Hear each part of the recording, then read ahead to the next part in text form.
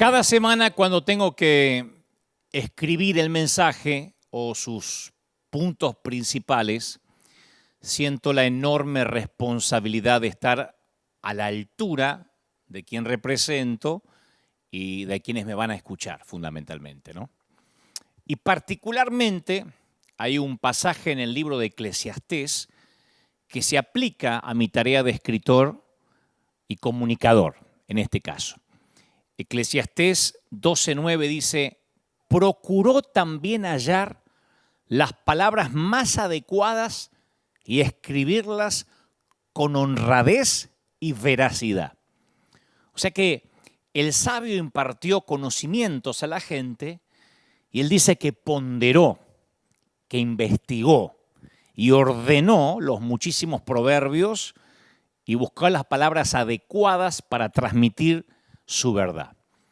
Pero lo que más me llama la atención es que el maestro añade: las palabras de los sabios son como aguijones, como clavos bien puestos son sus colecciones de dichos, dados por un solo pastor. Y en un estilo de escritura típica de contrasentido, le agrega este retoque final. Dice: además de ellas, hijo mío, ten presente que al hacer muchos libros es algo interminable y que el mucho leer causa fatiga. Entonces, en cuanto a los escritores o comunicadores y quienes tratamos de impartir sabiduría, torpemente, pero tratamos, dice el maestro, hay un tiempo para hacer aguijones y hay un tiempo para hacer clavos bien puestos. Un aguijón, como los que usan los agricultores con los bueyes, empuja a actuar. Y los aguijones le causan la suficiente incomodidad a los animales para que hagan algo que, de no ser así, probablemente no harían. Y en la historia se han visto muchos ejemplos de mensajes, de sermones, que son como aguijones y que suelen a veces estremecer a los religiosos, a los poderes de turno. Y hay un tiempo para hacer aguijón y un tiempo para hacer un clavo firmemente enterrado.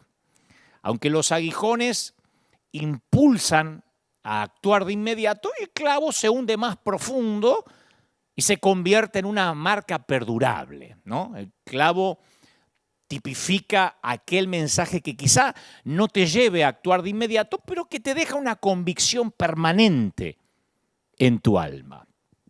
Yo recuerdo a lo largo de mi vida haber oído mensajes que fueron aguijones, que me hicieron saltar de mi asiento, tomar una decisión, hacer un compromiso con Dios, y mensajes que fueron clavos, que marcaron mi manera de pensar para siempre, que sentaron convicciones.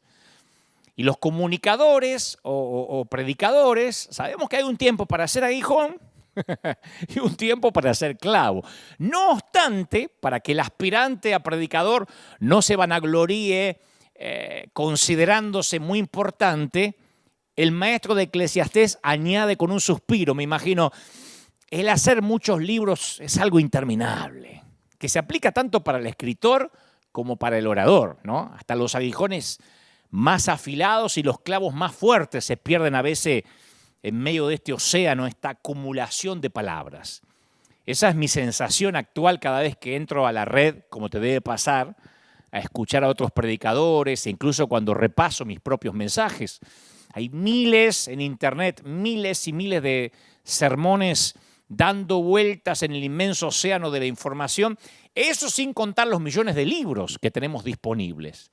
Entonces, los cientos de mensajes de autoayuda, miles, prometen un centenar de formas nuevas de salvar el matrimonio, de eliminar la enfermedad, de tener éxito en los negocios. Yo siempre digo que si esos mensajes realmente funcionan, ¿por qué hay tantos divorcios? Porque hay personas enfermas y gente sin trabajo.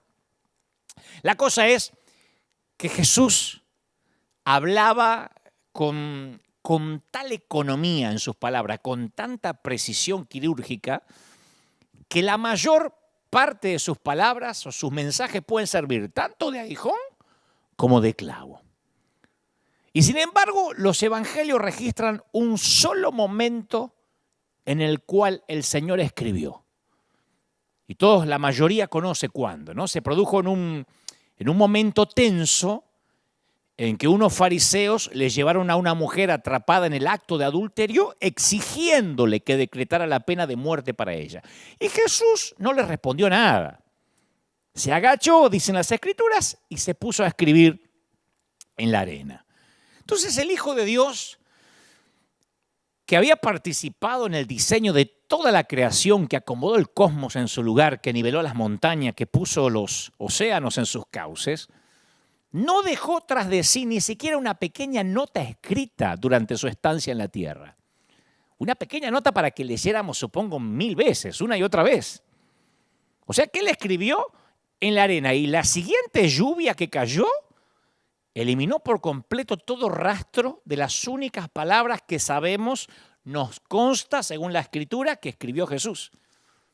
O sea que no escogió como testigo de su pluma algún pedazo de papiro que se habría podido conservar y venerar como una reliquia. Imagínate un papiro escrito a mano alzada de la pluma de Jesús.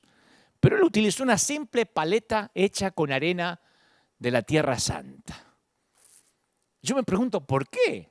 Porque dudo que no hubiese querido escribir y es indudable que tenía la capacidad para hacerlo. Porque la meta del maestro era transformar vidas, escribir sus palabras en los corazones de sus seguidores. El apóstol Pablo, siguiendo sus pasos, le diría más tarde a los corintios, ustedes mismos, escuchen esto, ustedes mismos son nuestra carta, escrita en vuestro corazón, conocida y leída por todos. O sea que el escribir sobre la arena de parte del maestro fue adrede. Yo lo veo como una metáfora de la superficie que él elige para dejar su marca, sea aguijón o sea clavo. La arena es tan falible, la arena es tan voluble, movediza y fundamentalmente tan efímera que no creo que haya algo que se parezca tanto al corazón del hombre. Por eso dice Pablo en 2 de Corintios 3:2, nuestras cartas sois vosotros, escrita en nuestros corazones, conocidas y leídas por todos los hombres. Y agrega, siendo manifiestos que sois carta de Cristo, sos carta de Cristo, somos carta de Cristo. Expedida por nosotros, escrita, dice Pablo, no con tinta, sino con el Espíritu del Dios vivo. No en tablas de piedra, sino en tablas de carne del corazón. Increíble. Yo muchas veces me he sentido confundido ante la razón por la cual Dios le encomendó a unos seres humanos llenos de defectos como nosotros la tarea de comunicar las buenas nuevas. O sea, sin vueltas te lo voy a decir, de manera frontal. Es algo que me pregunto hace años, ¿por qué Jesús encomendó semejante tarea a gente tan endeble como la arena? Yo digo, ¿no hubiese sido mejor escribir unos buenos tomos en papel? ¿No era mejor que Jesús aprovechara los primeros 30 años de vida, estoy hablando antes de salir al ministerio público, en las horas libres de la carpintería? ¿No era mejor escribir una autobiografía y tener varias enciclopedias, varios tomos de una autobiografía, de lo que él pensaba, de lo que él creía? ¿Por qué nosotros, los seres humanos, tenemos que cargar con la responsabilidad de ser cartas, como diría Pablo, conocidas y leídas por todos los hombres? ¿Realmente pensó el Señor que ese pequeño grupo de discípulos, con los que a veces ni siquiera se podía contar, iban a ser capaces de cumplir con la misión del reino de Dios? ¿Y qué decir del presente? ¿Qué de nosotros? ¿Qué posibilidades tiene la iglesia que conocemos? La iglesia tal como la conocemos hoy, casi extinguida en Medio Oriente, despreciada en la Europa secular, una minoría en gran parte de Asia y África, llena de problemas en América, de cambiar el mundo para bien. Y yo quiero ser brutalmente sincero hoy. Quiero cometer un sincericidio, pero quiero ser más sincero que lo que fui el domingo pasado, porque de eso se trata, ¿no? De quiero ser lo más auténtico posible. Trato de achicar la brecha de lo que Dios quería que sea cuando nací a lo que soy ahora y para eso trato de navegar en las aguas de la autenticidad. Yo llevo más de 40 años de peregrinar cristiano, es mucho. Tengo 52 años de vida, más de 40 años de peregrinar cristiano y 33 años desde la primera vez que hablé ante un público. Tenía 19 años, la primera vez que prediqué en público. Y durante estos años, por providencia divina, yo me he ido encontrando con una buena cantidad de predicadores alrededor del mundo, ¿no? He conocido a todos, por lo menos mis contemporáneos, ¿no? Algunos que ya han partido con el Señor, otros que tienen mi edad, otros que son más jovencitos. Dios me ha dado el placer, la providencia de conocerlos a casi todos. A todos los que están ahora transmitiendo en línea, los que tienen mega iglesia, los que tienen iglesias pequeñitas. He recorrido congresos, seminarios, conferencias en todo el mundo, en todos los continentes. Y algunos de los que conocí parecían preparados para cualquier cosa, menos para el liderazgo espiritual. Y entre los predicadores más conocidos, déjenme avanzar, yo me he encontrado con los tipos más inseguros del mundo, conociéndolos detrás de escena, cuando se bajaban del estrado, cuando no tenían un micrófono en la mano. Conocí a otros con complejos no resueltos, otros con traumas solapados, serios trastornos de personalidad algunos, que tendrían que ser carne de diván y hacer terapia antes de volver a predicar. Otros con un serio complejo coercitivo, con síndromes de dictadores de países bananeros, ¿no? Regenteando sus congregaciones como si fueran pequeños feudos, muchos creyéndose su propio comunicado de prensa, escuchando a sus obsecuentes aduladores. Conocí a algunos otros asegurándose un nepotismo que los mantenga en el ministerio de manera vitalicia. Y finalmente, más incrédulo aún, me miro al espejo y me conozco a mí mismo en todos estos años. Y me doy cuenta que yo debo tener, de todo eso que te dije recién, de todo eso debo tener un poco. De todos esos síndromes, de todos esos traumas, yo debo tener un poquito de todo. Sumado a otras debilidades que no estoy dispuesto a confesar aquí por razones de que no nos alcanzaría el tiempo. Y no obstante, yo tengo que reconocer que algunos de los personajes más extravagantes que he conocido y que te acabo de enumerar, a los que les sobra ego y les falta terminación fina como este servidor, son los que han logrado muchísimo en la obra del reino. Son el equipo de avanzada del Señor, por lo menos de manera contemporánea. Organizan labores de alivio a los necesitados, me consta. Alimentan a los hambrientos, proclaman las buenas nuevas. Todo ese grupo de gente imperfecta que conocí, algunos más o menos, pero todos tan imperfectos como este servidor, son los que están trabajando para el reino de una manera descomunal. Y ese esquema es una réplica de algo que la Biblia nos muestra con gran claridad, porque yo voy para atrás. Decimos, bueno, está lleno de gente con problemas, pero voy para la Biblia y veo que Dios usó a Jacob con su ética tan poca digna de confianza, a David con sus caídas morales graves, a Jeremías con su ánimo lúgubre, con ese comportamiento casi bipolar, a Saulo de Tarso con su pasado de abusos. Veo que usó a Pedro con sus fracasos notables. Entonces, al pensar en las personalidades cristianas que yo he conocido, y también en las que aparecen en la Biblia, yo he llegado al siguiente principio. Nos guste o no nos guste, Dios usa los talentos que estén disponibles. Y es más, nadie que alguna vez haya sido usado por Dios ha vivido impoluto por mucha doctrina que guarde y sin estar roto de alguna manera. Y sin embargo, Dios se ha valido de ellos de alguna manera para hacer avanzar la causa de su reino. Toda esa gente rota, como este servidor que te está hablando. Ahora, dejemos de lado los predicadores, porque estamos diciendo, sí, es verdad, yo conocí también, bueno, pero vamos a pensar en la gente que se sienta en los asientos de cualquier iglesia local. Vamos a imaginar cualquier iglesia. Un tipo que no es feliz en su matrimonio, que no consigue trabajo hace 1 año y medio, pero que recibe a la gente en la puerta de la iglesia porque es lo único que sabe hacer para Dios. El matrimonio de él es un fracaso, como padre es otro fracaso, pero ahí está, recibiendo a la gente con una sonrisa en el mejor de los casos. Allá, una dama adicta al drama.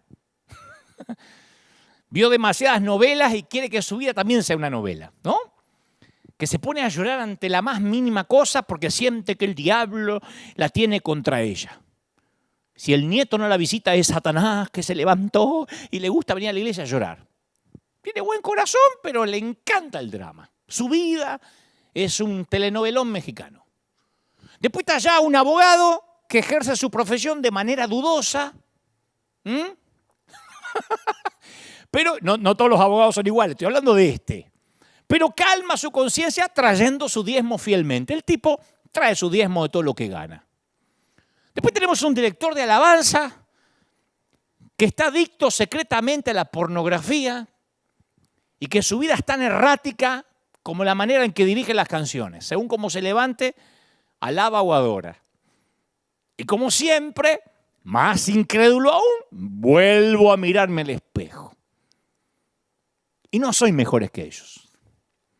Entonces, llegamos a la conclusión, que la carga del reino de Dios descansa sobre las espaldas de unos peregrinos comunes, rotos, corrientes,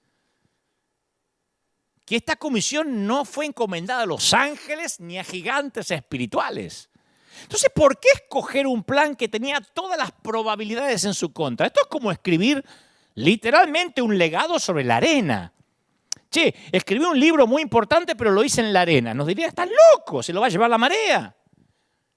Es como poner a una empresa multinacional, a un holding multinacional, en manos de un grupito de niños de 6 años. Entonces, para encontrar una respuesta, yo necesito regresar al momento en el cual Jesús le entregó la misión a sus seguidores. Jesús le da una directriz que conocemos como la Gran Comisión, en la cual los envía hasta los confines de la tierra. Y mientras los discípulos se encuentran allí de pie tratando de asimilar todo eso, recuerda que el Señor se eleva al aire flotando para no volver a ser visto jamás. Yo después me imagino a Lucas sonriendo cuando describe años más tarde esa cómica escena de 11 discípulos estirando el cuello así como pato para mirar a las nubes, mientras unos ángeles le hacen una pregunta obvia. ¿Qué hacen aquí mirando al cielo?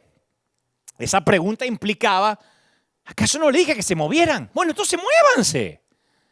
Si Jesús no hubiera ascendido, escucha, y se habría quedado ahí para siempre, aquí para siempre, en la tierra, o ahí en Jerusalén, la iglesia no tendría errores. Jesús ya estaba resucitado, eterno. Imaginen que Jesús, desde aquel tiempo hasta ahora, nunca se fue de la tierra. No habría gente rota.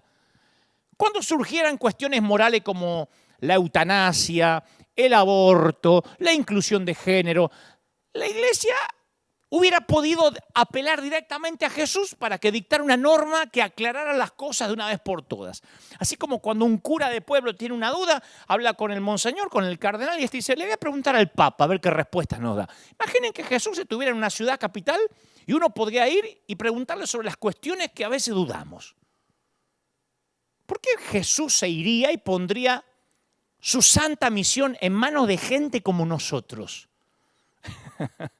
¿Por qué nos eligió como carta de Cristo, escrita no con tinta, palabras de Pablo, sino con el Espíritu del Dios vivo, no en tablas de piedra, sino en tablas de carne del corazón? Mira, yo te cuento cómo entiendo la trama de la Biblia, con ojos nuevos, ¿no? Con ojos casi de este niño que sobrevivió en este cuerpo de adulto. Yo sé, y perdónenme los teólogos, no voy a debatir sobre esto, yo sé que las 3 personas de la divinidad se hallan presentes desde el principio hasta el final en las Escrituras. Cuando Dios dice, hagamos el hombre a nuestra imagen, allí está la Trinidad a pleno. Yo sé eso. Pero cuando leo la Biblia, a mí se me hace como una obra de 3 actos. Que el telón se cierra 2 veces para separar los 3 actos. Dios domina el primer acto. Estoy hablando de Génesis hasta Malaquías, donde Dios domina todo el tiempo, en el primer acto. Viste que Dios interviene todo el tiempo, saca a Adán y Eva del huerto, escoge a Noé, luego a Abraham, más tarde a Moisés, a David, libera a una tribu de la esclavitud, recompensa y castiga a reyes, envía profetas con palabras de reproche y de esperanza a su pueblo. Dios es el protagonista principal del primer acto del Antiguo Testamento. Después está el segundo acto, donde el centro de atención lo ocupa Dios Hijo, el tema principal de los 4 evangelios. Entonces, para los judíos, que habían crecido con las historias sobre un Dios inaccesible, al que no se podía nunca pasar al lugar santísimo si no eras el sacerdote, la sola idea que un Galileo, hijo de carpintero, hiciera declaraciones extravagantes como aquella de que el que me ha visto a mí ya vio al Padre. Era muy fuerte, era heavy. Por eso le pidieron la cruz. Dijeron, este tipo está loco. Nunca pudimos ver a Dios y aparece un Galileo a decir que quien lo vio a él, lo vio a Dios. Entonces ese segundo acto tiene a Jesús como actor principal. Y con Pentecostés, en el libro de los Hechos, comienza el tercer acto, en el cual ahora el protagonista es el Espíritu Santo que viene a habitar en unos agentes humanos. ¿Se acuerdan que Jesús dijo, les conviene que me vaya? Y les aseguró Jesús a sus discípulos poquito antes de su arresto, cuando venga el Consolador que yo les enviaré de parte del Padre, el Espíritu de verdad que procede del Padre, Él testificará acerca de mí y también ustedes darán testimonio. Entonces, mira que esto es muy interesante, para entender lo que te estaba planteando recién, de estas cartas sobre la arena. Vistos a través del lente de esta obra de 3 actos, es como que el primer acto pareciera que Dios el Padre manejaba en detalle la historia humana, o al menos la historia de los israelitas. Que Dios estaba pendiente de todo, los alimentaba en el desierto, les daba agua para beber. Como dice las Escrituras, llevaba a Israel por el desierto como un padre que lleva a su hijo. En el segundo acto, los discípulos le preguntan a Jesús, ya que Él sí tiene poder para sanar a los enfermos, resucitar a los muertos e incluso calmar la tormenta, ¿por qué no usa ese poder en gran escala? ¿Por qué no usa ese poder en una escala más grande para hacer otras cosas? En otras palabras, ya que está Jesús acá en este segundo acto, ¿por qué no va en contra de Roma? ¿Por qué no se sienta en el lugar del César? Y en vez de irse al cielo y dejar todo en manos de gente tan fallada, ¿por qué no se queda de una vez y reina aquí? No es descabellado. Pero los tipos no se daban cuenta que Jesús había rechazado esa opción desde el comienzo de su ministerio, cuando se había negado a aceptar la solución mágica que Satanás le ofreció en el desierto. Escuchá, si Jesús tenía el poder de curar enfermedades y resucitar a los muertos, la pregunta es lo que yo le haría a Jesús ahora si Jesús caminara hoy, en el año 2021. Señor, si tenés el poder para sanar enfermos, ¿por qué no te metes en todos los hospitales del planeta a sanar a los enfermos de COVID? ¿Por qué no te ocupas de los macroproblemas como los terremotos, los huracanes y de todos los virus que vienen de los murciélagos, de los chinos y de donde vengan a venir, de donde vayan a venir, que atormentan la tierra? Los teólogos atribuyen muchos de los males de la tierra a las consecuencias de la libertad humana. Dice, lo que vivimos es un mundo caído. Y esto me lleva a otras preguntas. Pregunto, a ver, vamos a pensar juntos. ¿Será que disfrutamos de demasiada libertad? ¿Somos libres de perjudicarnos, de matarnos unos a otros, de desencadenar guerras mundiales? ¿Somos libres de saquear nuestro planeta, de dejar los bosques sin árboles, de contaminar los ríos? Incluso somos libres de desafiar a Dios, de vivir sin restricciones como si no existiera ni el cielo ni el infierno. El que dice yo vivo la vida acá y me importa un cuerno lo que hay más allá, lo puede hacer. Somos libres para eso, por lo menos para tomar la decisión de este lado del sol. Yo digo, por lo menos Jesús hubiera podido idear alguna prueba irrefutable para hacer callar a los ateos y a los incrédulos, pero no lo hizo.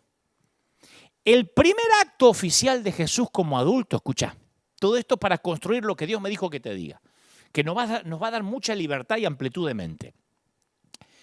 El primer acto oficial como Jesús, como Mesías, ya de adulto, es cuando se fue al desierto para encontrarse cara a cara con el acusador, que le brindó la ocasión para que enfrentase todos estos problemas del caos mundial y lo que los discípulos se preguntarían después. Satanás mismo en persona tentó al Hijo de Dios para que cambiara las reglas del juego y que consiguiera su propósito con un método más directo. Le estaba proponiendo ser un Mesías mejor de lo que Jesús había planeado ser. Escucha, en las planicies arenosas de Palestina estuvo en juego mucho más que el carácter de Jesús. Estuvo por resolverse la libertad humana. Todo ocurrió ahí, en ese desierto. En el huerto, muchos años antes, un hombre y una mujer habían caído ante la promesa de Satanás que iban a poder llegar a un estado superior del que se les había asignado. Milenios más tarde, el segundo Adán, Jesús, según la expresión de Pablo, ¿no?, se enfrenta con una prueba semejante, pero ahora curiosamente invertida, al revés. Escucha, la serpiente en el Edén preguntó, ¿pueden ser como dioses? O les dijo, ¿pueden ser como dioses? En el desierto, Satanás le dice a Jesús, ¿estás seguro que quieres ser humano? Porque tú, la verdad, tal vez no estés tan seguro de querer ser humano, completamente humano. Yo cuando leo el relato de la tentación se me ocurre que por falta de testigos oculares, todos los detalles los tuvo que haber contado, los tuvo que haber proporcionado Jesús. Porque en el desierto no hubo nadie ahí tomando nota que fue a curiosear. No había paparazzis. Yo creo que por alguna razón Jesús se sintió obligado a descubrir ante sus discípulos este momento de lucha y debilidad personal. El mismo tentador que había encontrado un punto de vulnerabilidad en Adán y Eva embistió a Jesús con una precisión mortal. Y Lucas cuenta, ¿no?, prepara el escenario en tono de drama y dice: Jesús, lleno del Espíritu Santo, volvió del Jordán y fue llevado por el Espíritu al desierto por 40 días y era tentado por el diablo.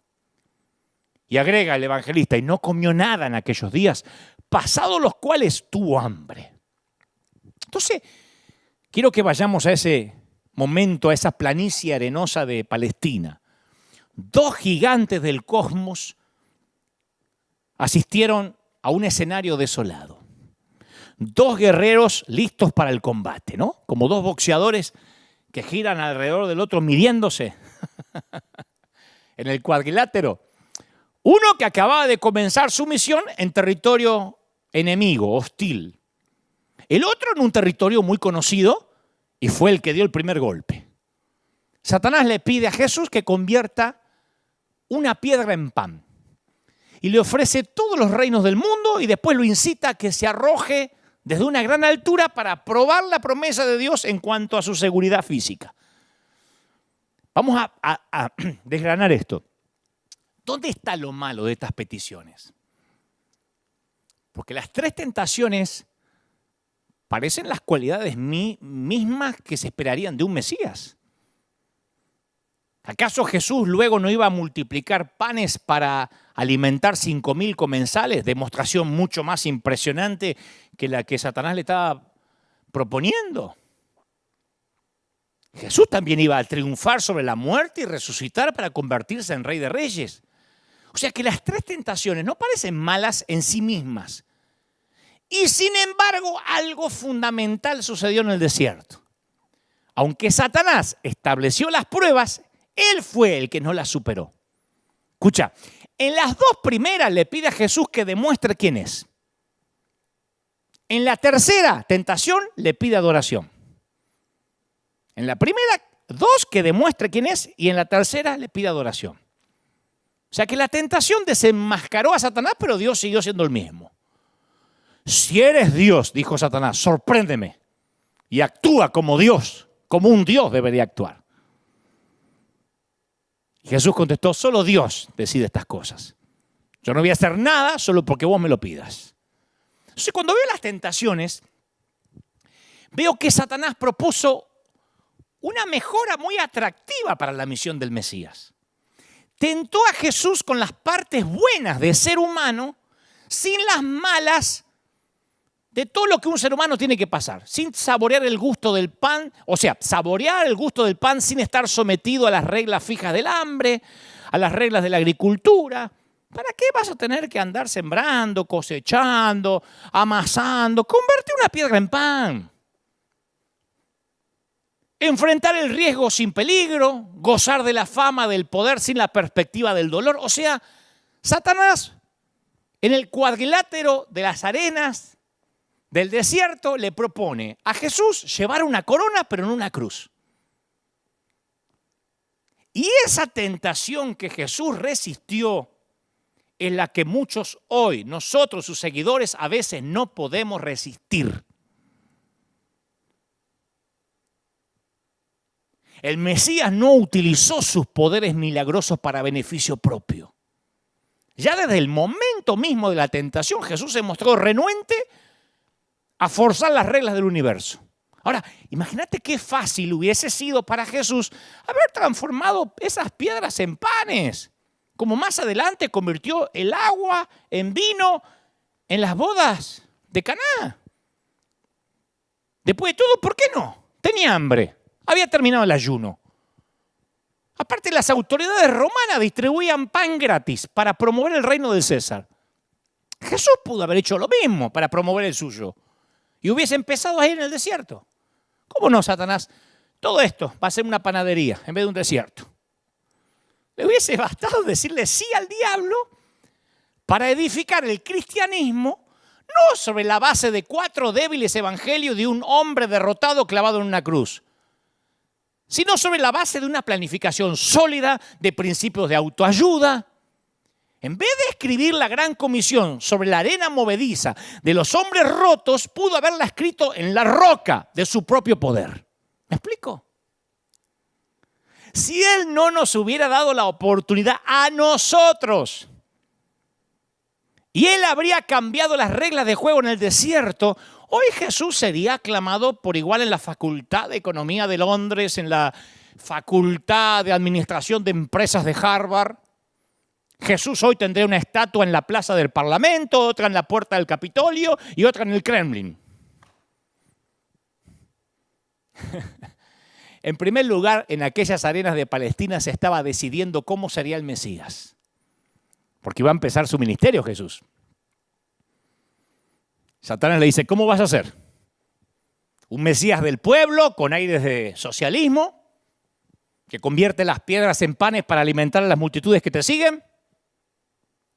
¿Un Mesías de la Torá, erguido majestuosamente en el elevado pináculo del templo? ¿Un Mesías rey que gobierne no solo sobre Israel, sino sobre todos los reinos de la tierra que yo te puedo ofrecer? En resumen, Satanás le ofrecía a Jesús la oportunidad de ser el Mesías que en el fondo todos quisiéramos que hubiese sido y que siga siendo. Lo que hablábamos el domingo pasado.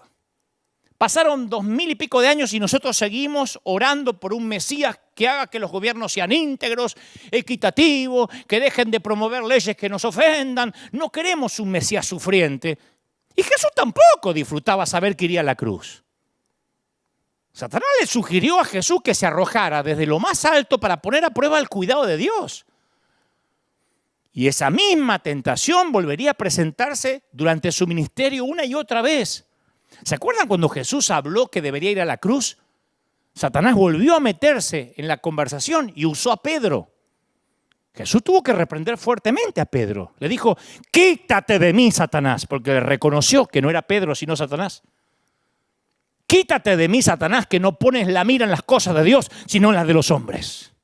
Claro, Pedro, pobrecito, decimos, pucha, qué exhortación, si lo quería cuidar a Jesús, porque habría sentido horror Pedro ante la predicción que Jesús había hecho de muerte, de cruz. Y Pedro en un momento dijo, en ninguna manera esto te acontezca. Y esa reacción instintiva de Pedro tocó un punto susceptible en Jesús. Porque Jesús, en las palabras de Pedro, bien intencionadas o no, había vuelto a oír la atracción de Satanás tentándolo a que tomara un camino más fácil. No sufras, no tenés por qué sufrir, sos Dios. Que sufran estos, no vos. Y la tentación esa iba a continuar, porque clavado en la cruz, Jesús oiría que alguien repetía en forma burlona, casualmente la misma tentación consecuente. Un delincuente decía, si tú eres el Cristo, sálvate a ti mismo y a nosotros. Era Satanás, que no abandonó su tentación desde el desierto. Sálvate. Haz un espectáculo aquí grande. No mueras. Y los espectadores, instados por Satanás, repetían el clamor. Que descienda ahora de la cruz y creeremos en él. Mirá qué linda manera de predicar si en ese momento ¡puc!, se bajaba de la cruz, le salían alas o empezaba a volar. Pero no hubo rescate, ni milagro, ni camino fácil, ni vida sin dolor. Para que Jesús salvara a otros no podía salvarse a sí mismo. Y Satanás le propuso a Jesús una forma rápida que cumpliera con su misión. Podía ganarse las multitudes, podía repartir pan ofreciendo alimentos cuando quisieran, asumir el control de los reinos del mundo y protegerse a sí mismo de cualquier peligro. Con 5, 6, 7 guardaespaldas, ángeles con 8, 9 guaruras, se acabó. Pero no se puede predicar o extender un reino desde el poder, sino desde el amor, desde la libre elección. ¿Estamos?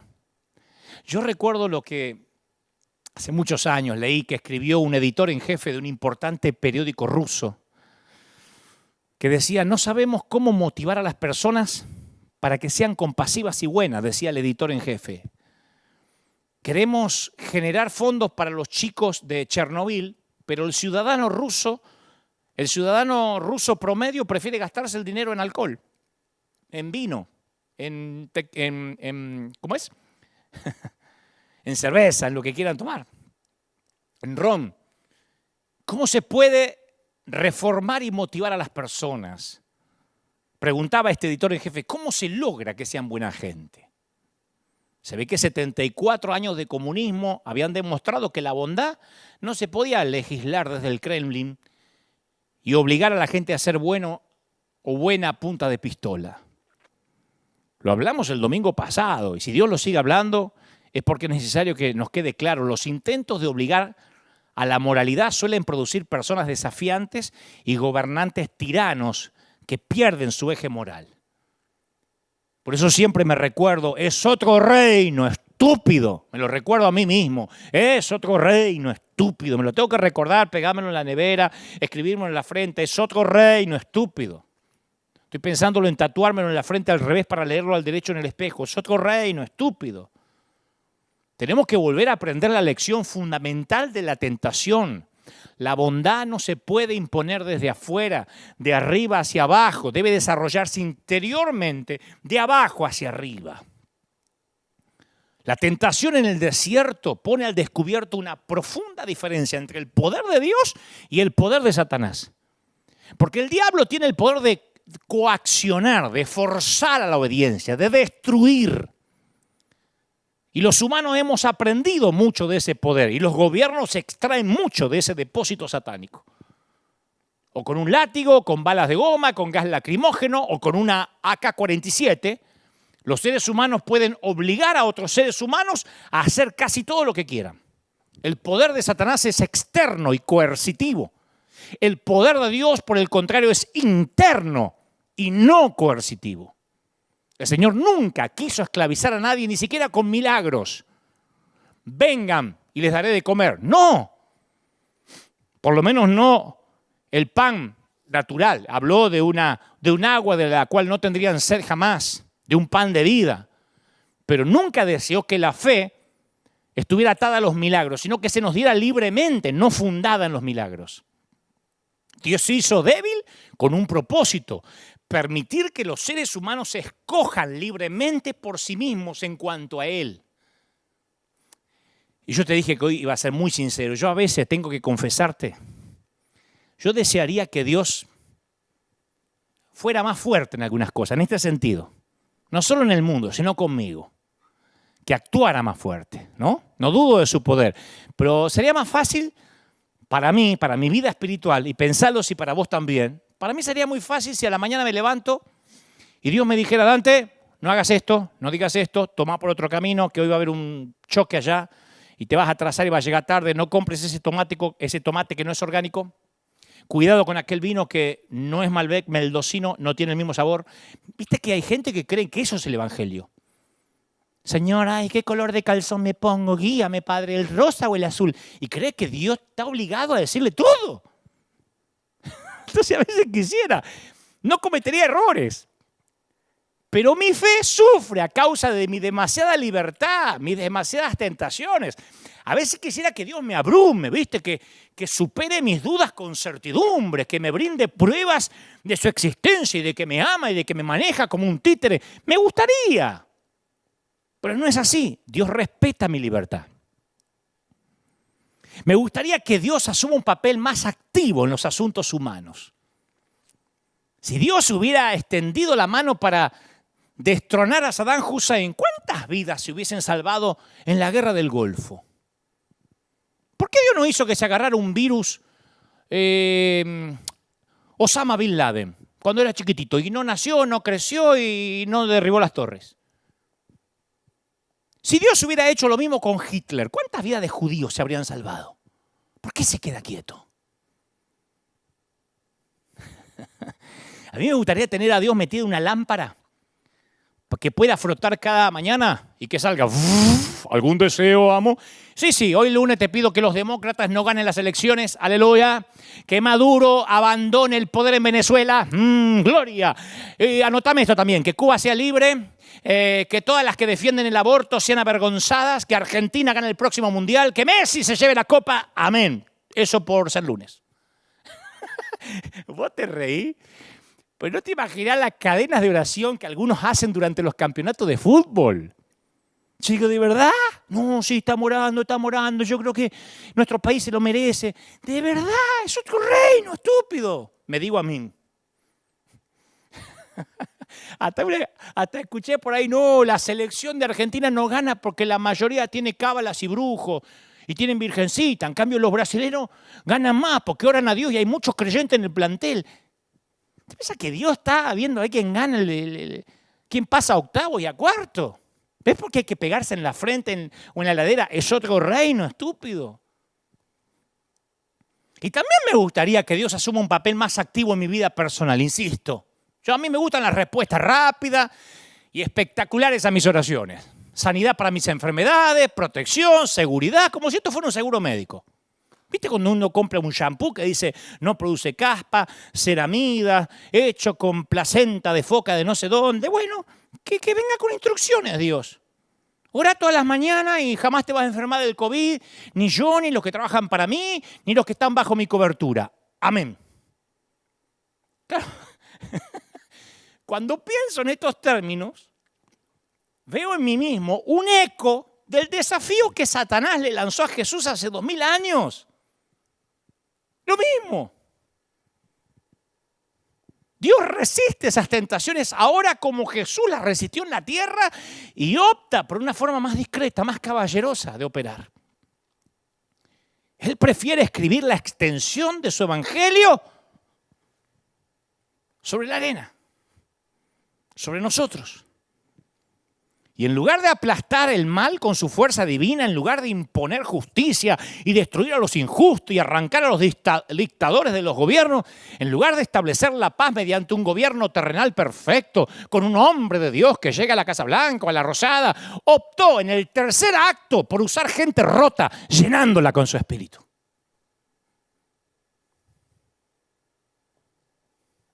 Jerusalén, Jerusalén, exclamó Jesús, ¿cuántas veces quise juntar a tus hijos como la gallina junta sus polluelos debajo de las alas y no quisiste? ¿Se acuerdan cuando Jesús lloró diciendo yo te quise juntar como la gallina?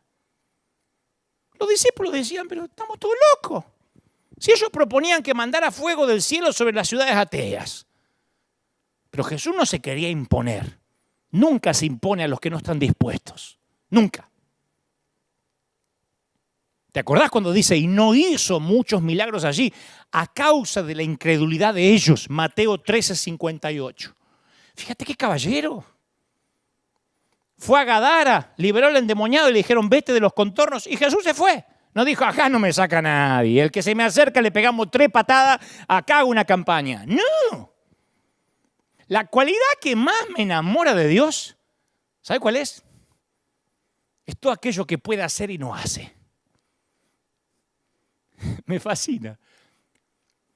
La insistencia de Dios en la libertad humana es tan absoluta que nos dio poder para vivir, si queremos, como si Él no existiera, para escupirle el rostro, para crucificarlo. Todo eso lo tuvo que saber por anticipado Jesús cuando se enfrentó con el tentador en el desierto. ¿Por qué no lo liquidó a Satanás ahí? Bueno, no aprovechó, cayó un fuego del cielo y se acabó el diablo y se acabó el problema. Dios insiste en refrenarse porque ningún despliegue pirotécnico de omnipotencia va a conseguir las respuestas que decía. Si no, después de las cruzadas de milagro de los evangelistas, habría un mundo entero volviéndose a Cristo. Al contrario, más escépticos se ponen. Esos milagros son todos trucos. Esa vieja dice que no se podía agachar, mentira, debe ser la madre del predicador. Porque aunque se puede obligar a la obediencia por la fuerza, solo el amor produce una respuesta de amor. Y es lo que Dios decía de nosotros y la razón por la cual nos creó. La naturaleza de Dios es darse, su llamado se basa en el sacrificio por amor. Mira, yo recuerdo siempre a mi vieja, a mi mamá, que nunca dejaba de hablar y de orar por uno de sus hijos, que ella decía que era su hijo pródigo, Daniel. Ella decía, es mi hijito preferido. Mi hermano Daniel había conocido al Señor, pero se terminó divorciando, se apartó de los caminos del Señor, se hundió en el alcohol, en el cigarrillo. Mi mamá se sentía impotente y con palabras no muy diferentes a las que utilizó Jesús acerca de Jerusalén, diciendo, ¿quién pudiera como la gallina juntarte? Mi mamá decía a veces, ¿quién pudiera hacer que Dani regrese al camino del Señor y mostrarle cuánto lo amamos? Y ella decía, lo extraño es que aunque él no quiere saber nada de Dios, yo siento un amor por Daniel que significa más para mí que el amor que tengo por los otros 3 hijos que sí están en el camino del Señor. Y claro, yo me sentía el hermano del hijo pródigo. Yo al final me llevan a la iglesia de Lopelo, me tienen sentado en el banco 4 horas y media en esos cultos que eran aburridísimos y resulta que al que más aman es al otro, que está de juerga. Es extraño, pero así es el amor. Y yo siento, mi mamá decía, y bueno, así es el amor, así es una madre, así es el amor. Así. Y yo siento en esa última frase de mi mamá más percepción del misterio de cómo opera Dios que la que pueda encontrar en cualquier libro de teología. Así es el amor. Dios mira y dice, y así es el amor. ¿En serio vas a confiar en el Evangelio en Pedro? ¿En estos tipos? ¿En Tomás? En mi Dani. Así es el amor. El amor tiene su propio poder. El único poder capaz de conquistar el corazón humano. Mira, Jesús iba a arrojar muchos demonios, pero el espíritu que los reemplazaba era mucho menos posesivo y dependía siempre de la voluntad del que había sido tomado por el Espíritu Santo. Jesús podría decir, te saco un demonio y te meto el Espíritu Santo, o sea, cambio una posesión por otra. No. Aún así yo me hago esta pregunta, ¿vale la libertad humana lo que cuesta? Porque mira que nos cuesta, Para el Señor, y viendo cómo Él preservó el libre albedrío, yo creo que Él nos dice, sí, vale la pena. Y cuando yo repaso el resto de la vida de Jesús, veo que la pauta de refrenarse que inició allá en el desierto persistió toda la vida. Nunca, nunca, nunca en todos estos años de peregrinar cristiano he visto que Jesús fuerza la mano de alguien. Nosotros forzamos. Si has levantado la mano Un amigo, un ujier se te va a acercar, te va a tomar los datos, te va a pedir los documentos, te va a sacar una foto para que no te escape, te va a llamar 4 veces a la semana, te va a volver loco hasta que vuelva. Jesús no. Le decimos seguimiento, conservación de fruto para que no se nos escape. Jesús deja claras las consecuencias de las decisiones y permite que el otro decida. Respondió a la pregunta de un hombre rico con palabras firmes y luego lo deja que se aleje.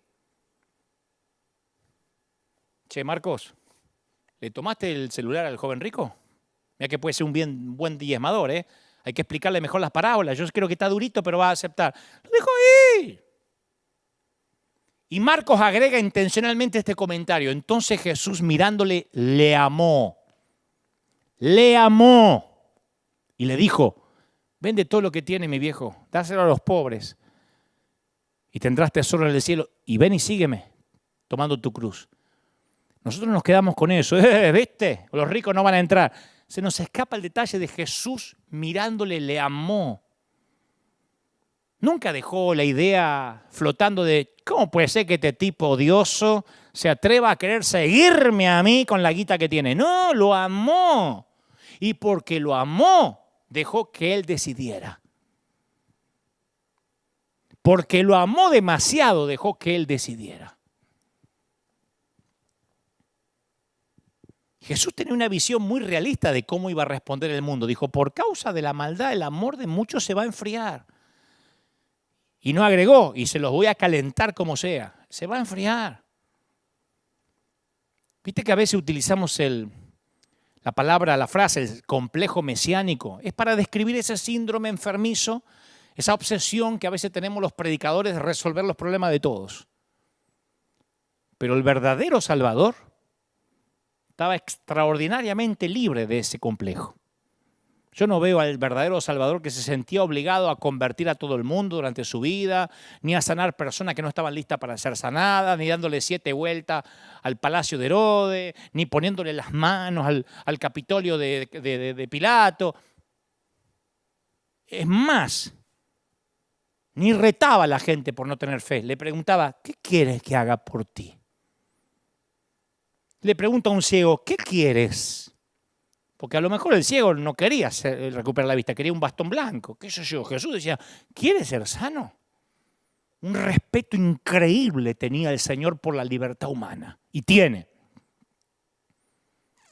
Fíjate que cuando Satanás le pide tentar a Pedro y pasarlo por el tamiz como el trigo, ni siquiera Jesús se negó a la petición. Le dijo, Pedro, yo he rogado por ti que tu fe no te falte. ¿Por qué no le dijo a Satanás, tu abuela no lo va a tocar? Te reprendo, diablo. Toca. Creo un cerco alrededor de los míos. No lo va a poder tocar, no lo va a tocar porque es un pacto. Voy a orar para que la fe no te falte. ¿Te das cuenta?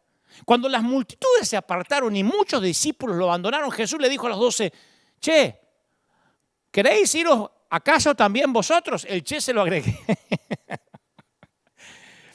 ¿Se quieren ir ustedes también? ¿Qué seguimiento?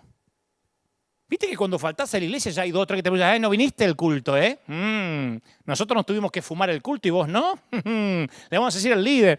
Jesús le decía todo el tiempo a sus discípulos, ¿se quieren ir? Desenmascaró a Judas, pero aún así no impidió su mala acción.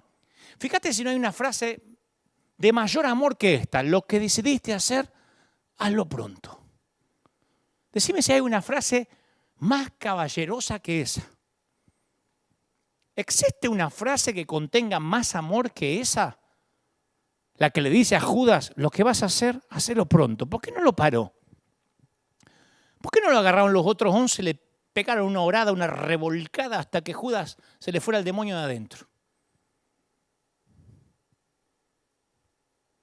Toma tu cruz y sígueme, dijo Jesús en la invitación menos manipuladora que se haya ofrecido jamás. Mira que Jesús podría decir, el que viene a mí va a tener un negocio, vas a ser empresario. ¿Cuántos quieren ser cabeza y no cola? El que viene a mí lo voy a sanar. El que viene ahí no se me va a enfermar si está bajo mi cobertura. Jesús nunca prometió lo que nosotros prometemos. Dijo, tomen la cruz y síganme. No hay nada menos manipulador que eso.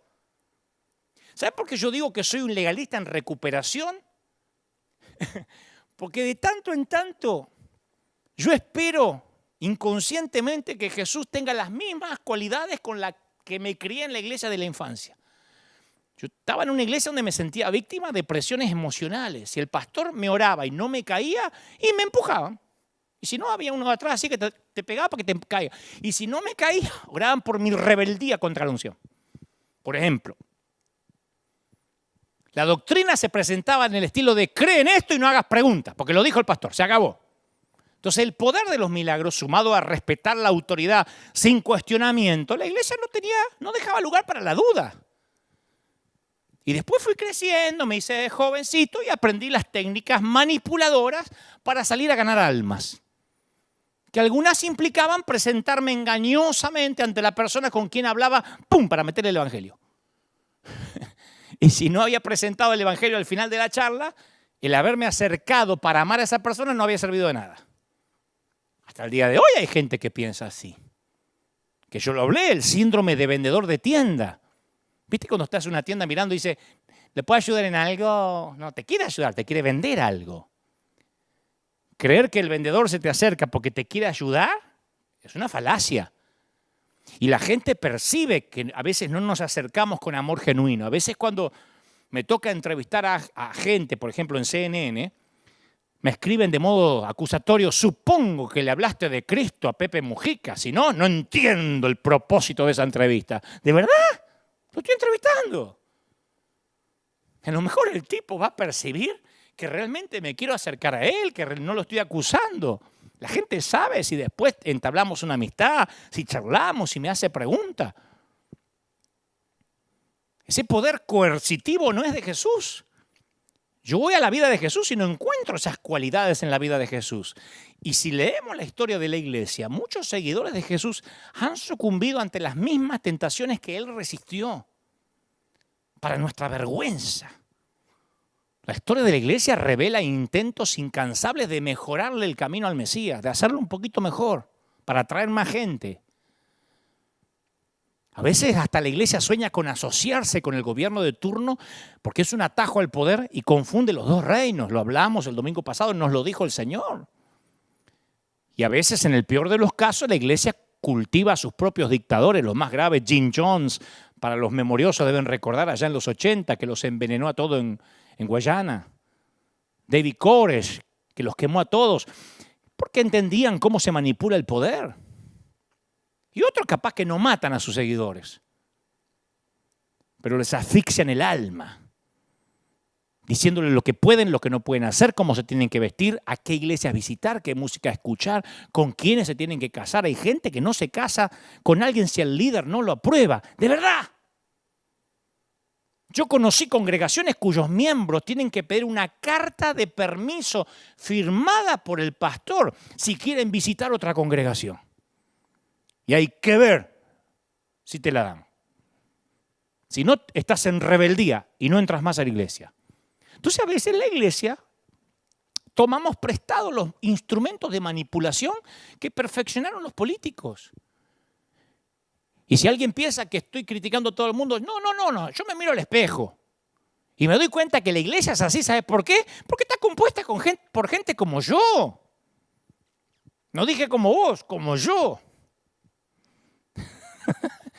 Y me falta la fuerza de voluntad para resistir las soluciones rápidas para las necesidades humanas. Me falta la paciencia para permitir que Dios actúe en una forma lenta, caballerosa.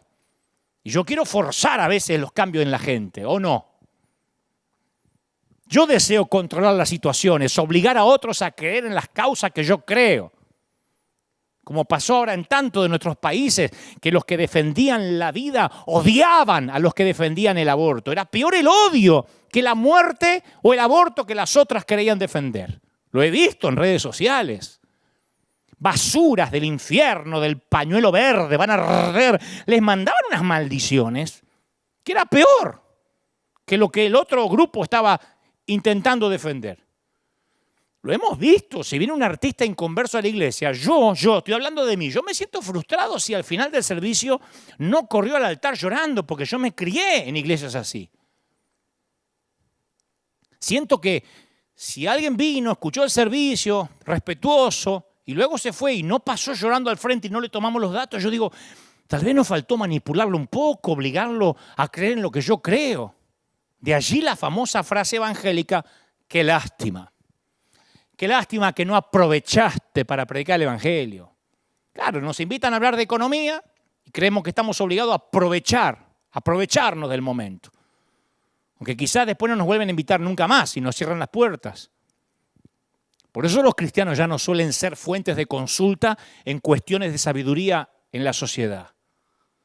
Porque en lugar de estar interesados en reflejar a Cristo, en hablar de economía, poniendo el mismo ejemplo, de manera cortés, dejando brillar la luz a través de nuestras expresiones, sin odios, no, aprovechamos de cuanta puertita se nos abre para ejercer poder. Y cuando siento que estas tentaciones surgen dentro de mí, regreso al episodio de Jesús y de Satanás en el desierto. Y pido la misma confianza y paciencia que Jesús mostró y me alegro de que, como dice Hebreos, no tenemos un sumo sacerdote que no pueda compadecerse de nuestras debilidades, sino uno que fue tentado en todo según nuestra semejanza, pero sin pecado. En cuanto él mismo padeció siendo tentado, es poderoso para socorrer a los que son tentados. Así que regreso a las primeras cartas escritas en la arena, los primeros discípulos. ¿Qué hacen aquí mirando el cielo?, dijo el ángel. Que es una manera de decir, muévanse, ustedes ahora son los protagonistas del tercer acto. Y a pesar de que en 3 años Jesús se las arregló para cambiar la historia para siempre, mientras estuvo en la tierra no hizo nada por China, Jesús no hizo nada por Australia cuando estuvo en la tierra, por América, ni siquiera por Europa.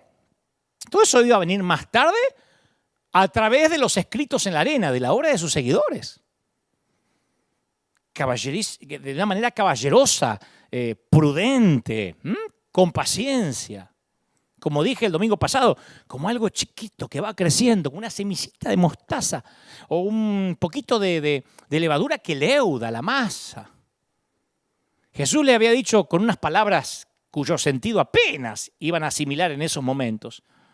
Les dijo, el que cree en mí, las obras que yo hago también él las hará.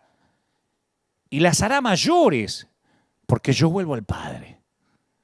Entonces nosotros, torpes, peregrinos rotos, somos el Jesús que quedó atrás después de la ascensión, los herederos del Espíritu de Dios. Pablo lleva aún más lejos este concepto afirmando que somos el cuerpo de Cristo. Somos el templo de Dios, lo cual significa la presencia real de Dios en el mundo. Mi viejo, mi querida, somos la razón por la que vino Jesús para poner en marcha un reino sin fronteras que terminaría alcanzando Europa, China, Australia y el continente americano, Oceanía. ¿Dónde está Dios hoy en el mundo? En todas partes. El tercer acto es el más arriesgado de todos los giros de esta obra porque ha liberado a Dios en nosotros y a través de nosotros. Y encima nos dice que lo que hagamos por los pequeñitos lo hacemos por Él. Entonces cuando yo le digo al Señor, Señor, ayúdame, necesito tu ayuda, siento que Dios me dice, yo también, me alegro, porque mira vos, yo también necesito ayuda. Así que llévale algo de agua a esa anciana ahí, de Colombia, honrala. Y después vamos a pensar qué vamos a hacer con tu problema. Pero ahora, serví a mis pequeñitos porque eso me los hace por mí.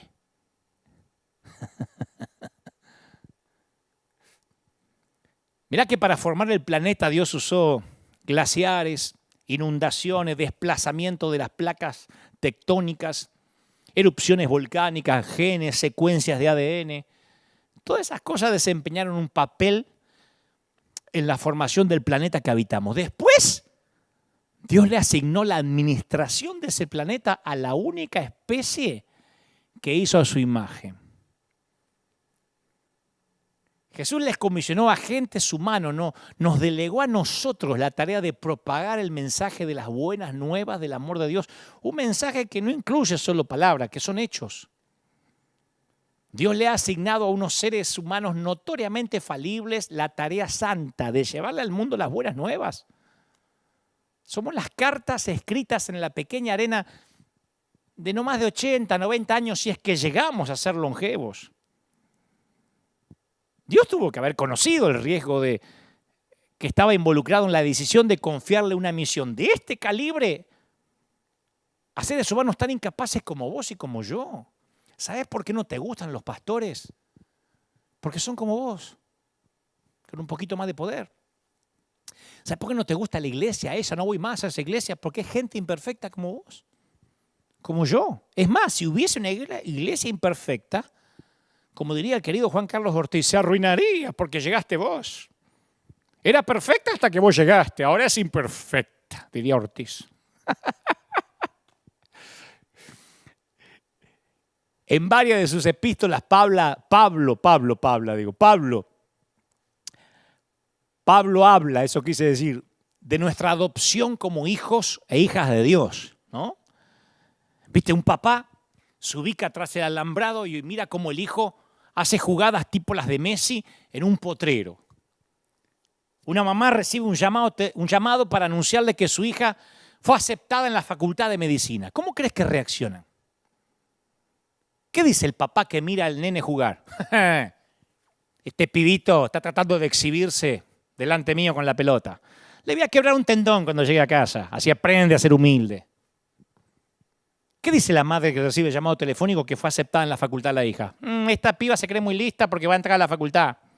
Le voy a desconectar la computadora para que aprenda. Claro que no. ¿Sabes lo que dice el padre? ¿Viste ese gol? ¡Es mi hijo! ¡Es mi hijo! ¿Qué dice la mamá? Aceptaron a mi hija va a ser médico. De alguna manera los peregrinos comunes y corrientes, escuchá, tenemos la capacidad que el Dios del universo se sienta como un padre orgulloso. Yo le caigo bien a Dios. Y vos también, no sabés cómo te ama. ¿Y sabés por qué Dios me bendice tanto a mí? Porque lo pone feliz a Él, le pone feliz mi carita. Como yo no pierdo nunca la capacidad de asombro, cada puerta que Dios me abre digo, ¿en serio? ¿A mí? ¿Viste que te pasa eso como padre? ¿Qué mejor regalo la carita de tus nenes cuando son chiquitos cuando abren el regalo? ¿Quién es el más feliz? ¿El nene que en media hora se va a olvidar del juguete? ¿O vos cuando le ves la carita? ¡Me lo compraste! Entonces al final del día yo me pregunto, ¿qué hice hoy para poner más feliz a Dios? Y bueno, reviso mis interacciones con los vecinos, la forma que manejé alguna llamada telefónica indeseada, reviso mi manera de usar el tiempo, el dinero. ¿Será que lo puse feliz a Dios en todo, como pedía Pablo al orar por los colosenses? Mira, escucha esto. Cuando yo leo los relatos acerca de la iglesia del Nuevo Testamento, ¿sabes cuál es la característica que más salta así a la vista? La diversidad. Es el terreno de pruebas de la gracia. A partir de Pentecostés, la iglesia cristiana desmanteló las barreras de sexo, de raza, de clase social que habían marcado a las congregaciones judías. Imagínate, Pablo, que en un momento había dado gracias por no haber nacido mujer. ¿Sabes lo que? Hoy lo matarían. Hoy las Me Too y con la inclusión de género y el todos y todes lo matarían. Que dijo, gracias que no nací mujer, ni esclavo ni gentil. Se maravilló ante el cambio radical y llegó a decir, no hay judío, ni griego, ni esclavo, ni libre, ni hombre, ni mujer, sino que todos ustedes son solo uno en Cristo Jesús. ¡Oh! Toma. La diversidad yo sé que complica la vida y esa es la razón por la cual buscamos iglesias con gente que se parezca a nosotros, que tenga la misma doctrina, que comparta nuestras ideas. Pero la iglesia, ¿sabes qué es? Un hospital en el cual tanto los bebés como los abuelos, los desempleados, los indocumentados y los ejecutivos, los inmigrantes, pueden reunirse. Por eso yo mantengo el todos o nadie, porque eso es River. Por eso desde que inició la pandemia le dije al gobernador de California, está bien, cerremos hasta que pase el virus, pero no me obligue a que deje los viejitos afuera, los chicos afuera, que les tome la temperatura, que acá los enfermos no entran, porque esto es una familia. Nadie saca a la abuela al patio para que se muera, porque ya está vieja. Y el otro está enfermo, sácamelo, para que no me contamine. Somos una familia. Y como no quiero ir contra la ley ni las normas, bueno, todos o nadie. Nadie por ahora.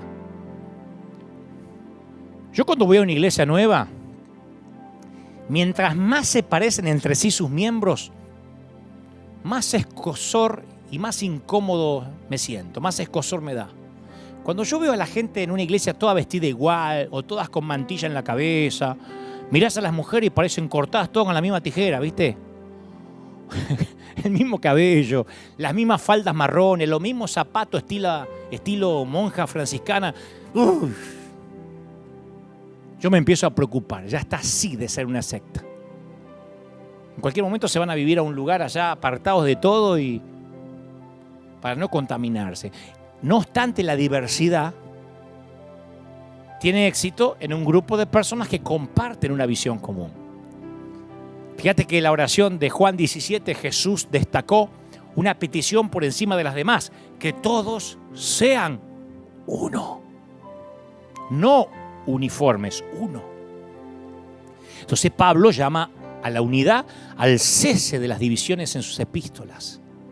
O fíjate que la existencia de tantas denominaciones en el mundo demuestra que los cristianos hemos cumplido pobremente con esa meta. Se produjeron grandes divisiones debido a cuestiones cómo debe servir. Hay iglesias que se odian porque dicen cómo van a tomar la Santa Cena en copitas individuales, hay que tomar de una sola copa. Y por eso, por la vestimenta, por cualquier estupidez o babosada, están peleados. No hay temas ni siquiera de fondos, temas superficiales. No hemos sido fieles administradores de la gracia de Dios. Ser administradores de la gracia de Dios es amarse unos a otros, perdonarse unos a otros, orar unos por otros, llevar las cargas unos por otros, ser leales unos a otros, considerar unos a los otros como más importantes que nosotros mismos, no hablar unos contra otros. Imagínate, no hablar unos contra otros, no juzgarse unos a otros, ser tolerantes con nosotros, ser bondadosos con otros, hablar verdad con los otros, edificarse unos a otros, consolarse unos a otros, cuidarse unos a otros. Yo me pregunto, ¿qué aspecto diferente tendría la iglesia ante un mundo que la observa si los cristianos hubiésemos seguido ese modelo en todas partes? Ahora, yo te digo una cosa, yo viajé por todo el mundo, yo nunca encontré una iglesia perfecta, No hay. Tampoco deberíamos esperar hallarla. Yo he ido a iglesias que algunas casi me hacían dormir, que desde el pastor hasta los músicos tenían ganas de irse a la casa antes de empezar, y otras que trataban con tanta fuerza de ser poderosas que pensaban que había que hacer el servicio a los gritos pelados, ¿viste? Si no, no había poder ni unción. ¿Viste que hay gente que cree poder unción es gritar ¡ahora! ¡Ay! Y cree que si no está atacado no hay unción. Usan la Biblia, Dios grita hoy. Y cuando me sentía tentado a juzgar, ¿sabés qué recordaba? Me miraba al espejo y digo, claro, si la iglesia es un experimento osado de Dios, ¿cómo vamos a pretender perfección dentro de una iglesia? Es como pretender salud dentro de un hospital. Gente cuerda dentro de un manicomio, no vamos a encontrar. Dios permitió que unos seres humanos comunes y corrientes como nosotros encarnemos su presencia en la tierra. Es un tesoro en vaso de barro. Vos fíjate que el marketing es al revés. A veces compras una botella de algo por el envase y adentro es una porquería. ¿No? Yo escuchaba a un predicador hace poco, hace relativamente poco, contar cómo tomarías que pidas una pizza y te la traen sin caja en la mano el pizzero, el repartidor. Vos decís, ¿cómo va a traer así? Tráigame en una caja y se la mandás de vuelta. Y cuando te la traen en la caja te gusta. Ahora, ¿cuánto vale esa caja? Nada. Esa caja sola, sin pizza, ¿cuánto vale? Centavos. ¿Qué le da valor a la caja? El contenido. El Señor es todo al revés de lo que creemos que es marketing. ¿Cuántas veces decís, wow, mirá qué lindo, qué facha, mirá qué linda pinta tiene esta lata de no sé qué o esta botella de tal vino, y lo probás y es un espanto? Pero tiene un marketing. Nosotros hemos votado gente así. En Argentina todo un país votó a un presidente que armó una agencia y el presidente salía y decía, dicen que soy aburrido. Aburrido. Voy a terminar con la fiesta de unos pocos. Lo votó todo el mundo porque tenía tal presencia y tal marketing. Ahora después, como gobernó, eran 3 puntos aparte. Justamente el evangelio es al revés. El evangelio es anti-marketing, es tesoros en vasos de barro. Cartas escritas en la falible arena humana. Y Él nos eligió sabiendo lo que éramos, Un día Jesús vio a Simón y a Andrés pescando, los invitó y al momento los siguieron. Después vio a Jacobo y a Juan y enseguida los llamó y también respondieron. Y no era raro que los rabinos tuvieran discípulos, porque uno no podía ser rabí sin gente, ¿no? Sin discípulos, como la vieja definición de liderazgo. El que guía sin que nadie lo siga solo está dando una caminata. Lo que era inusual que Jesús reclutara a los hombres, porque se acostumbraba a que fueran los discípulos los que iniciaban el proceso de solicitud. Y el hecho de que el rabí diera el primer paso equivalía a estar desesperado, porque Harvard no anda buscando universitarios por la calle. Jesús hizo ese reclutamiento para reflejar un principio. El llamamiento empieza, ¿saben quién? En Dios. Y esa banda de discípulos de Jesús se mantuvo unida durante 3 años. Viajaron, aprendieron, oraron juntos. Lo vieron a Jesús llorar, lo vieron cansarse, reírse. Y a la hora de seguirlo se equivocaron con la misma frecuencia que acertaron otras veces. A veces yo pienso que Jesús hubiese ministrado más fácil sin todos ellos. A veces eran un peso los tipos. Jesús decía, ay, ¿hasta cuándo me atacan ustedes? Y después que Jesús murió, había posibilidad que ese grupito se desbandara, pero continuaron. Después estaban enseñando en la zona del templo. La Biblia dice que el Sanedrín lo llamó para examinarlo. Imagínate, 2 pescadores interrogados por la élite intelectual, es lo mismo que 2 albañiles tengan que contestar preguntas de mecánica cuántica ante los catedráticos del Instituto de Tecnología de Massachusetts. Pero fue la facultad del Instituto de Tecnología de Massachusetts la que quedó desconcertada. Observaron que estos pescadores eran gente sin estudios, sin preparación, pero reconocían que habían estado con Jesús. Habían seguido a Jesús, era una comunidad alternativa, oraban, servían, compartían la comida con alegría, generosidad. Ponían sus posesiones a disposición del resto para ayudarse. Llegaron a entender que tenían una misión. Y cuando surge la persecución, ¿te pensás que empezaron a llorar? Lo tomaron como una convocatoria para esparcir la palabra. Che, yo me voy a escapar a Europa, de paso predico. Roma y las naciones antiguas no sabían qué hacer con este movimiento. No había existido nada así. En esta nueva naturaleza no hay griego ni judío, circunciso ni incircunciso, dijo Pablo, ni culto ni inculto, esclavo ni libre, sino que Cristo es todo y está en todos. Por lo tanto, dijo Pablo, como escogido de Dios, santos y amados, revístanse de afecto, de bondad, de humildad, amabilidad y paciencia. ¿De dónde vino la idea de un mundo unido con personas de todo género, toda nacionalidad, toda posición, como si fuera una familia? Mirá ahora los que están en el live, son de todo el mundo. ¿Dónde hubo antes de Jesús un movimiento que metiera adentro a todo ser humano sin importar nacionalidad, etnia, estatus, ingreso, género, trasfondo moral, educación, para ser amado y transformado? Fue idea de Jesús y está pasando. Mientras que los magistrados competían por el honor, los cristianos decían eso es vanagloria. A los pobres y huérfanos los cristianos le daban ofrendas y los paganos jamás habían visto mérito en acercarse al pobre. La mayoría de los grupos religiosos segregaban por sexo a la membresía. A la membresía los cristianos incluían a hombres y mujeres por igual. En un mundo griego, los esclavos se los excluía de estos grupos paganos y los cristianos admitían a los paganos y a los esclavos. Y al final del tiempo que pasaron junto con Jesús, no causaron gran impacto nacional. Cuando Jesús asciende y hubiésemos estado ahí nosotros, habríamos visto el inmenso imperio romano con sus 1.500, sus 500.000 kilómetros de carretera, qué sé yo cuántas eran, su extensión hacia Asia, África, Europa, su historia de dominio. Hubiésemos visto a a Roma con su estatus social, la envidia del Mediterráneo. Y luego habíamos visto a estos tipos fracasados, derrotados, mirando hacia el cielo, confundidos, ex seguidores de un carpintero ejecutado. Si alguien hubiera levantado apuestas a favor del grupo ese y hubiese dicho, ¿quién cree que este grupito va a subsistir 2000 años más adelante? Toda la plata hubiese ido apostada a favor de Roma, del imperio, que hoy el imperio romano está extinguido como los dinosaurios. Es verdad que la siguiente lluvia que cayó eliminó por completo todo rastro de las únicas palabras que sabemos que escribió Jesús. Pero ¿cree que te diga qué es lo maravilloso de esta historia? Que Él sigue escribiendo una y otra vez sobre la arena humana. Él escribe sobre gente tan rara como vos o como yo. El gran escritor no escogió como testigo de su pluma algún pedazo de papiro que podríamos conservar y venerar como reliquia. Utilizó, insisto, una simple paleta hecha con arena de la Tierra Santa.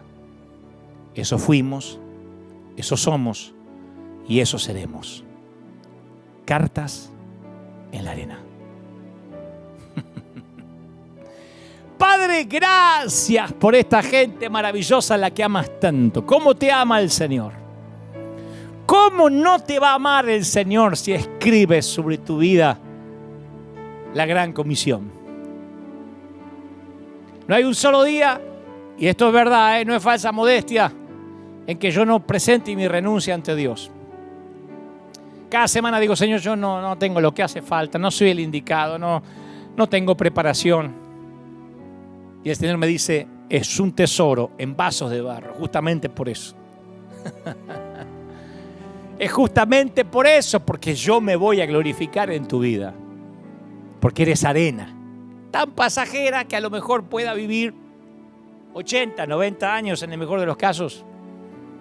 Pero sobre esta arena el Señor escribe su historia hoy. Y sobre esa arena escribe su historia hoy también. Te bendigo, oro por los papis, por las mamis, oro por los pastores, oro por los consiervos, oro por esta cuna de campeones que ahora me está mirando de distintas partes del mundo. Te ama el Señor. Si estás por primera vez oyéndome, eres católico, ateo, inconverso, musulmán, judío, menonita, qué sé yo, te ama el Señor. Y ni siquiera te estoy diciendo que tienes que cambiar de creencia o de religión. Solamente quiero que digas, Señor, yo sé que me respetas. Respeta mi libre albedrío. Y porque quiero, te pido que entres en mi corazón. Y Él, como todo caballero, aceptará la invitación. Cenará contigo y tú con Él. Te ama el Señor. Gracias por estar ahí. Oro por todos los que se han conectado de distintas partes del mundo, por los que están enfermos, por los que tienen necesidad económica. Oro por la iglesia de River, por ese escuadrón de emergencia en combate contra las filas invasoras, este escuadrón de búsqueda. Oro por todas las familias de River. Te ama el Señor. Oro por los chiquitos, por los niños. Oro por los jóvenes, por toda la gente de River Arena, más los que se van a sumar algún día, los que se están sumando virtualmente en distintas partes del mundo. Te bendigo. Suelta sobre ti el Espíritu Santo una nueva unción. Que Dios bendiga tu entrada, tu salida, tu acostarte y tu levantarte. Que haga brillar su rostro sobre ti. Que haga resplandecer tu cara y que te dé muchas bendiciones abundantes. Amén y amén. Que Dios te bendiga. Que Dios te guarde. Nos vemos aquí dentro de 7 días, firme como talón de oso. Gracias por estar ahí. Estoy feliz de haberte dicho lo que Dios me dijo que te dijera y no te enojes conmigo, que apenas entregué el paquete, te pedí la firma y me voy. Chao, hasta la próxima. Nos vemos el domingo que viene. Bye.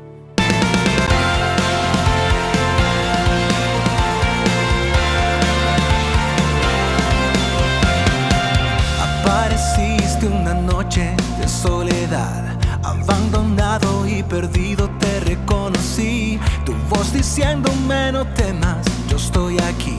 El Padre me envió por ti y me curaste las heridas, me sanaste mi Jesús. Todas mis cargas las dejaste allí en la cruz. Algo tan grande no lo puedo comprender. Oigo tu dulce voz diciéndome una y otra vez: oh, oh, oh, eres bienvenido, eres amado una y otra vez.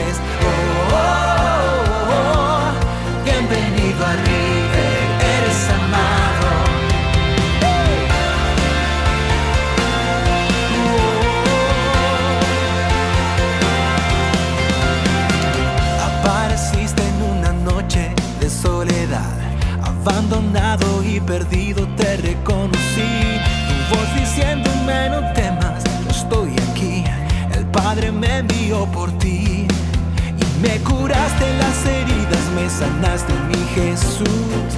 Todas mis cargas las dejaste allí en la cruz.